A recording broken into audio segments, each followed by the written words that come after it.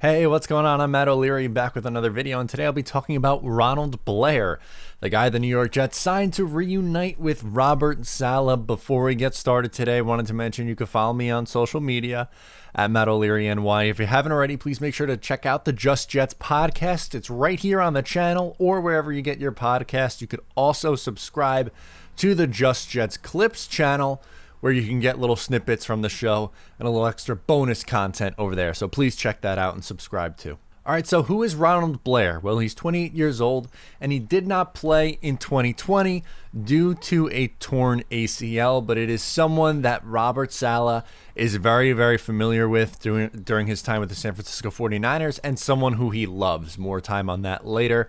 But let's talk about what he did do the last 2 years that he played. I thought he was pretty productive in 2019 and 2018.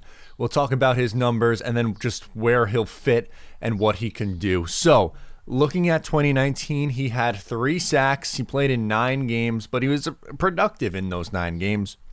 77.5 Pro Football Focus grade, 7 hurries, 3 sacks, as I mentioned, and 10 pressures. So he is someone who's an efficient rusher, a rotational piece, which is very, very common in a Robert Saleh defense, is he likes to rotate those guys through.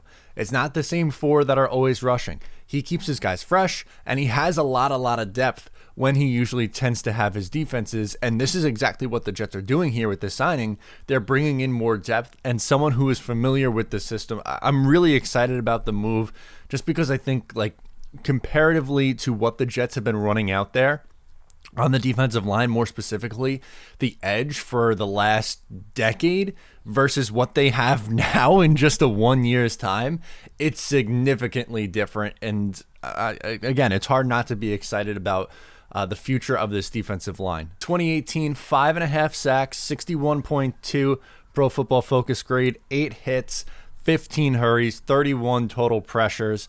And I mean, that's solid numbers. 16 games as a rotational piece. He didn't start any of those games. Him and Vinny Curry as rotational guys on the other side of Carl Lawson, exciting. I mean, I'm going to run through all the different guys the Jets could have on the defensive line. They're like 12 deep on what they could do. And obviously probably not every single one of those guys is going to make the team, but we could just talk about briefly where these guys will fit in and what they're going to be able to do.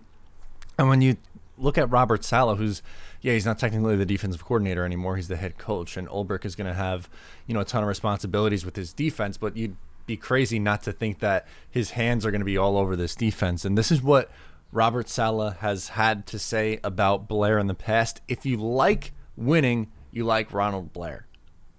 Obviously, he thinks very, very highly of the guy, so much so that they were able to go out and bring him in this late in the game in free agency. Sure, it's not a big name guy. He's not going to come in and play every down. He's not going to start for this team even, but he adds depth. And I like these depth signings that they've made so far and the depth that they have at that position. Sure, there's other positions that need work, like corner. I still think very much so needs work, even though you could probably get by a little bit more with having a weaker cornerback room if you're going to have a front like the Jets are going to have. But still, you could probably use a veteran in that room. You could use a backup veteran quarterback. There's a couple little things the Jets could do. But as of now, I mean, we'll run through what the Jets' defensive line could look like this year, and it's going to be pretty exciting. All right, so here's my list of just guys that are on the defensive line now. Quinn Williams, we know, is a high-end starter in this league. Carl Lawson, high-end starting edge. John Franklin Myers, a versatile piece. Sheldon Rankins, if he's healthy, should be solid this year. Vinny Curry, yes, he's up there in age, but a really good rotational player still at this point. Folu Fadukasi is a great run-stuffing defensive tackle. Jabari Zuniga, we didn't see much from last year, but he was a rookie, maybe takes a step forward. Nathan Shepard, a good interior defensive lineman who might end up being the odd man out because of how deep that this group is. Ronald Blair, they just picked up. Kyle Phillips has flashed at times. Bryce Huff, a good undrafted free agent that they were able to find last year and maybe could take a little bit of a bigger step this year. And Jonathan Marshall, who they just took in the NFL draft late with their last pick in the draft. So, I mean, this is a deep group, and they could do a lot of interesting things. So I'm super excited about this season. Like, sure, I don't think it's going to be a playoff season by any stretch of the imagination, but there are things that you can look at and like about this team. One, the young pieces on offense.